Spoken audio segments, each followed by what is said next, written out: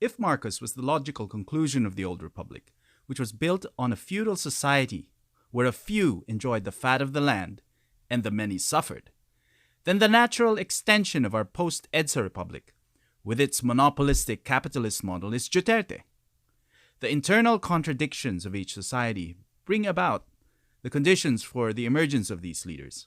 The lost opportunity of EDSA was that rather than building a more just and humane society, we simply reincarnated the old one, with the result of entrapping many Filipinos into a life of servitude to the vagaries of the market as we pursued a neoliberal vision of development.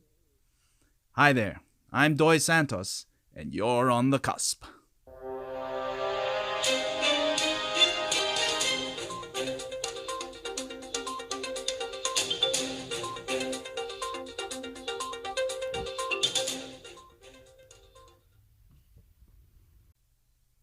Welcome back to the rise and fall of the EDSA regime. This is the fifth and final installment of this series. In episode 2, we saw Aquino's agapic vision for the country of Christian socialism, which we said originated from Northern Europe. You know, the part where the Germans and Scandinavians live. It came from a different branch of the Enlightenment. The Enlightenment that we are most familiar with comes from France and England. But the variant that existed in Northern Europe was a different path to development, independent of the Anglo-Celtic model of Adam Smith and the invisible hand of the market. It was a post-Hobbesian view of the world. Remember Hobbes, the one whose book Leviathan was forged after the English Civil War, which erupted between the royalists and the parliamentarians? It was similar to our post-EDSA reality, where a similar thing played out between Marcos loyalists and pro-democratic forces. The chaos of that time in England caused Hobbes to advocate for a social contract where a powerful state would be feared and put to end the war of all against all. Similarly, this is what many people find appealing today with Duterte's style of governing. The North European model was neither Hobbesian nor Lockean. John Locke's version of the social contract was conceived to guarantee life, liberty, and property, which was later reformulated as the pursuit of happiness, on which the American and French revolutions were founded. It was an atomistic view of the world where individuals are given the burden of figuring out their own way in this life without support from any community or tradition. This aimless pursuit has led us to the nihilism of the present. The misconstruing of happiness as subjective life satisfaction, the maximization of utility, which leads us as individuals to accumulate wealth, possessions, experiences, instead of searching for deep connections and finding purpose, is what has led many countries in the world, including America, to end up with populist leaders. Christian socialism was based on the agapic efforts of a benevolent, enlightened monarch in Denmark to educate his subjects and liberate them from serfdom and create the conditions that would afford their full blossoming to reach their full potential. A human-centered form of capitalism. This vision of Aquino was obscured post-EDSA by the standard orthodoxy of neoliberalism, the gospel of the market with its invisible hand, guiding us to the common good, mediated by institutions of good governance, market-centric capitalism with market-enhancing governance. EDSA, in effect, is a tale of moving from a utopic vision of the future to looking backwards with nostalgic fondness for the past. And now that we are at this critical juncture, where the cultural blinkers of EDSA have come off, we can actually retrain our eyes now toward a new vision, perhaps to that original one, the project of agapic transformation, the impossible dream that one man dared to dream in the depths of despotic despair and despondency. In liberal democratic tradition, the goal is to achieve economic and political development, to create conditions that provide for stability, which then lead to investment that raises our productive capacity for value and wealth generation. A having mode of existence, where the ultimate goal in life is to have things, kind of techno-consumerist culture, where having the latest gadget is the ultimate thing. This has led us to emptiness, meaninglessness, the revival of religious fundamentalism, terrorism, different forms of addiction, and polarization, as well as loneliness, which rob us of our human potential. What we need is to aim for the collective co-creation of conditions that would afford the full development of our human potential, both as individuals and as a people. A being mode of existence, where the ultimate goal is to have a sense of purpose and connectedness within our culture and community, apart from material well-being. The noble economist Amartya Sen had an axiom that states that freedom is development. He was referring to the building of human capacities for people to achieve their fullest potential. It is not just granting them rights and letting them fend for themselves. It's about giving them every chance to succeed in exercising agency, to act and engage with the world in ways that are meaningful to them and their peers. EDSA restored our freedom, but left us unprotected from the predation of powerful forces from within and without that kept us trapped in lower modes of existence. We had to fend for ourselves in a world of parasitic rent-seekers who extracted from the wealth of our nation, weakening its capacity for human development. Movements led by demagogues from both the left and the right have arisen to power, offering to liberate us from these parasites, but have often ended up engaging in parasitic behavior themselves, or have squandered golden opportunities due to the intelligence of these parasites to reconfigure themselves and confound our strategies to find and catch them. We are in effect engaged in a two-part battle. On the one hand, we're trying to fight poverty, malnutrition, and other development traps to reverse the cycles that keep us locked into lower orders of existence. Poverty prevents people from exercising agency because it strips them of their capacity to act. It robs us of our freedom. Freedom from hunger, ignorance, and preventable diseases is one of the basic guarantees that we failed to provide to millions of Filipinos post-EDSA.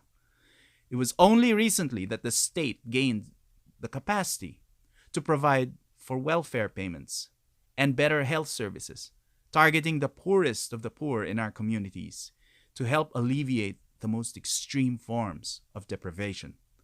This came about when we entered a virtuous cycle of growth and taxed consumption, that materialist reductionist mode of existence based on the accumulation of things.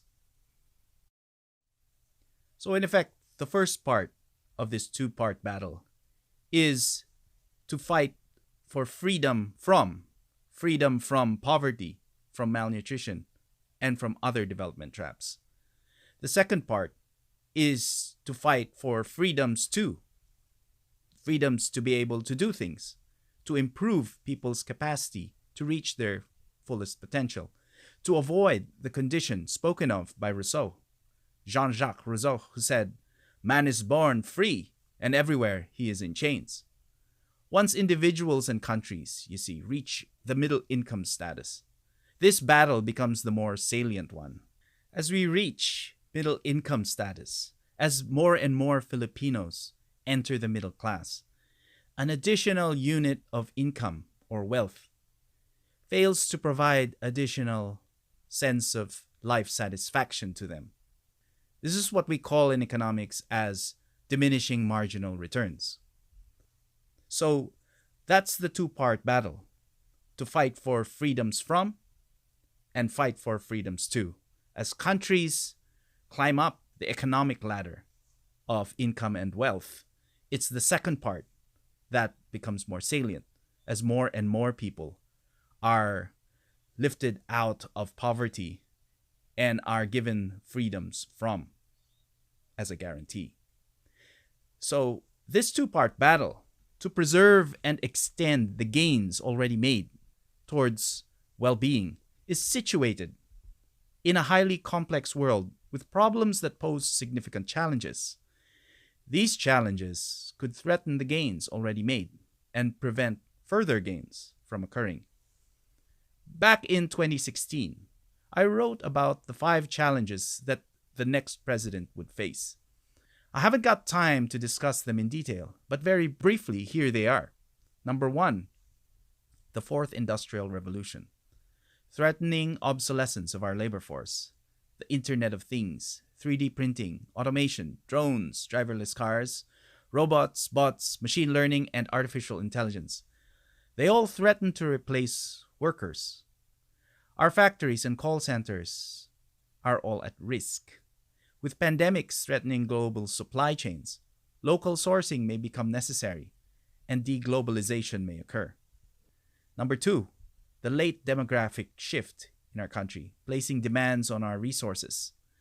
The Philippine fertility rate has fallen ahead of UN projections recently, thanks in part to strong policy advocacy by the NEDA chief under Duterte to make family planning services more accessible to those who want but can't afford it, namely poorer households, which were responsible in the first place for the rapid growth of our population.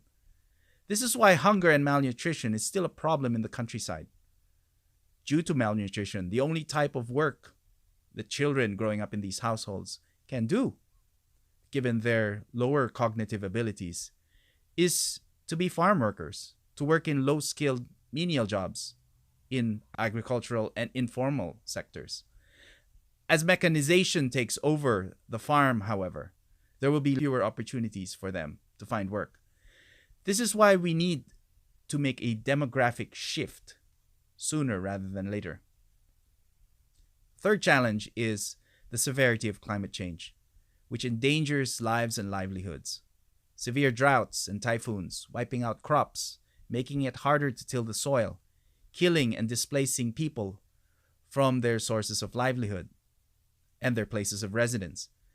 The Philippines is at the coalface in terms of feeling the effects of climate change. It will need to find ways to weatherproof its economy and protect its citizens from natural disasters. Number 4 is geopolitical competition, endangering our exclusive economic rights over fishing and other natural resources in the South China Sea. Fanatical ideological beliefs is the 5th and final one, undermining our safety and social cohesion. The IS attacks at Marawi demonstrated this. There is a risk still that the transition towards a peaceful post-conflict society could be disrupted by more attacks, as these ideologues and fanatics see that as a threat to them ultimately reaching their goal. So now, in addition to these 5 major challenges, I also wrote another piece on the 5 major transformations that are needed, which kind of match these challenges or map to them in a way. And here they are, again, very briefly. Number 1, agricultural transformation. To modernize and mechanize the ag sector, make it more productive, improve crop yields, as well as diversify crops into higher value, drought-resistant ones. Number 2, industrial transformation, upgrading technology, innovating, and becoming more creative. As the 4th Industrial Revolution rolls in, we will need to upgrade both our software, which is our skills, knowledge, and creativity, as well as our hardware, which is technology and infrastructure. That's the second. The third is energy transformation. In line with the Internet of Things, machine learning, and artificial intelligence, our electricity network needs to upgrade into a smart grid to allow for low to zero carbon-emitting sources, decentralized energy production, and storage, including the use of electric vehicles. Fourth, social transformation. As an educated middle class emerges, there will be many health challenges associated with a high-protein diet, dealing with an obesity epidemic and chronic diseases that this breeds, dealing with various forms of mental health problems addictions, loneliness, and suicides. We will need to create healthier communities and greater social cohesion in a diverse country such as ours. And finally, political transformation, opening up political participation to ordinary citizens, improving how we enter into political discourse and dialogue with each other, and reduce polarization, which breeds a post-fact world. So we can see that when Duterte came to power, he faced many challenges that could be classified as falling under one of these 5 challenges, with things like, for example, the drug war, Oplantokhang. That just falls under the need for social transformation. As the Philippines becomes a middle-income country, problems that occur have to do more with the social dimension rather than economic. The drug problem is a symptom of a deeper underlying problem or issue. I mean, it's not just economic, right? It's social in nature. Drugs don't choose between rich or poor, whether you live in an exclusive neighborhood or in the slums. Doesn't care whether you are a Catholic or Protestant, right?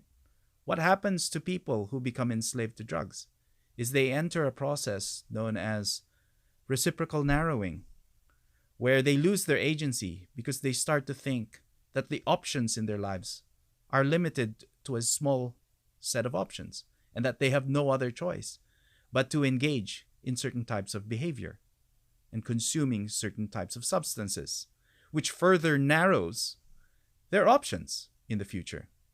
So how do you deal with this as a society?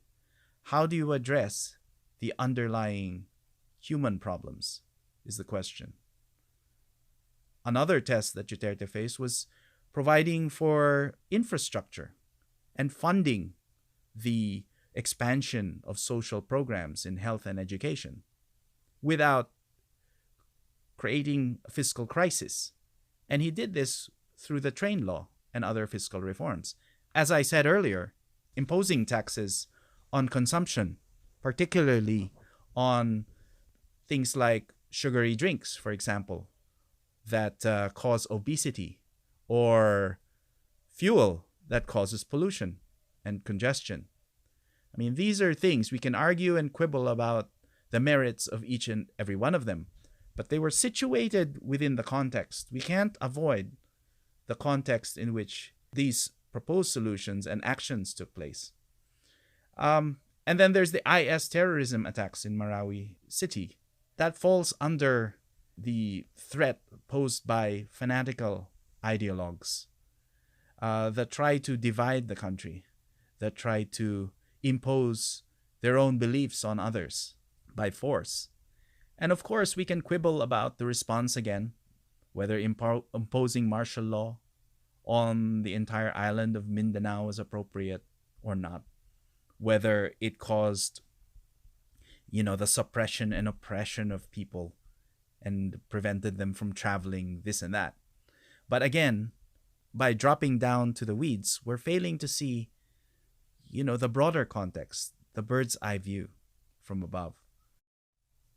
We can also talk about the Rice Tariffication Act and how that is situated within the context of our need for agricultural transformation as we, transition our diets from carbs to protein, as we try to modernize and mechanize the ag sector. The government needs the means to be able to do that. The liberalization of rice imports into the country was a way of doing that. And time will tell whether that was the right policy or not. But again, we have to situate this within the context of the challenges that we face. And we can go on and on. We can talk about the closure of Boracay, Manila Bay, the need for greater water sanitation, etc., transport modernization, the management of the coronavirus epidemic. These things are situated within the context of the 5 challenges and the 5 transformations that need to occur. So now I suppose we need to ask ourselves the question, how do we speed up the transition to generate transformative creative solutions to our complex problems? How do we apply collective intelligence to address our need for transformation? Well, to do this, we need to open up dialogue with other citizens. That means being willing to truly listen and understand different people's perspectives without judging their propositional beliefs. The last 50 years have been spent with opposing camps arguing that, on the one hand, Marcos was evil, but on the other hand, no, it's the Aquinos that were evil. No, it's about the Dilawans now being evil. No, it's the DDS. Who are the decent ones? Who are the fascists? Who are the bad guys? It's been a total waste of time and energy, if you ask me. The mimetic tribes, a phrase coined by Peter Lombard, is basically the sign of our times. One side engages in cyber extortion, that if you don't endorse their hashtag to resist, hashtag never again, then prepare to be shamed. The other side engages in cyber terrorism or cyberbullying. If you stand with the hashtag #MeToo, then prepare for a knock on your door. We'll come after you and your kids. And so that's what's happening, right? If you're pro-democracy or pro-liberal party, right, you'll get a barrage of DDS supporters just basically threatening to rape you, kill you, etc. But then if you take sort of a middling view by trying to build bridges with the administration, then you'll be labeled a traitor, basically, by the purists on the other side. To reconcile disparate views, there needs to be a shift away from insisting on such propositional beliefs that Duterte is evil or that the Liberal Party is evil. No one is completely good or bad. We cannot sanctify one and demonize the other. If we do that, we fall into a trap of polarization and generalization, which we can ill afford given the challenges besetting the nation. Duterte was a signal. He signified what was wrong with the EDSA view of the world, the dispensation anchored on neoliberal market ideology, which obscured its founders, Ninoy's original agapic vision based on Christian socialism. And so, if that is the case, then what does Duterte herald? Does he herald the end of the EDSA regime? Or does he herald as well the transition to a new one? From the 1930s Commonwealth Republic inauguration to the election of Ferdinand Marcos in 1965 was about 30 years. From then until the end of his regime was 20 years. And after his fall, the rise of the EDSA regime to the election of President Duterte was another 30 years. So you see what's happening here? We just seem to be in this cycle. Each society, with its contradictions, ultimately leads to a collapse and the emergence of a strong leader to rectify the situation. Are we going to let that happen again this time? Duterte isn't the problem.